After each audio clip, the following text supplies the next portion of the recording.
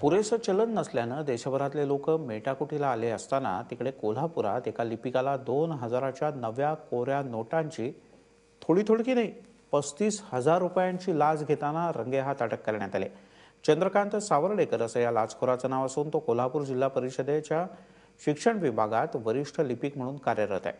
शहरातल्या महाराणा प्रताप हायस्कूलमधील मुख्याध्यापक पदाची नेमणूक करण्यासाठी संस्थेच्या लिपिकाकडे सावर्डेकरनं 35,000 रुपयांची लाच मागितली आणि तेही नवीन नोटांनीच मिळाली पाहिजे अशी अटही घातली। ही लाच स्वीकारत असताना त्याला रंगेहात अटक करण्यात आली।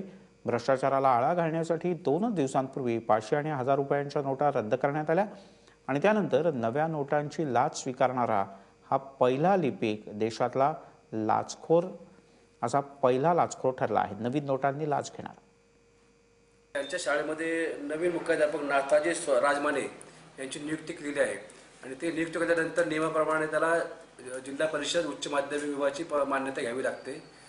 त्याप्रमाणे त्यांनी प्रस्ताव पूर्वी पाठवला होता आणि त्या संदर्भात मान्यतापत्र कधी मिळणार याची माहिती करण्यासाठी ते सावर्डेकर यांना भेटले। वरिष्ठ सहाय्यक सावर्डेकर भेटले। त्यांनी भेटल्यानंतर त्यांच्याकडे 35,000 रुपये लाचेची मागणी केली आणि त्यातील नोटा ह्या नवीन करन्सीप्रमाणे देण्याची त्यांनी मागणी केली। त्याप्रमाणे त्याचा आपण सापळा लावल्यानंतर त्या ठिकाणी त्यांनी तक्रार त्यांच्याकडून 35,000 रुपये रोख, त्यामध्ये 2 रुपयाच्या 17 चांदी नोटा व 100 रुपयाच्या 10 नोटा अशी लाच रक्कम स्वीकारल्यानंतर आपण त्यांना रंगात पकडलेले असून पुढील कारवाई चालू आहे।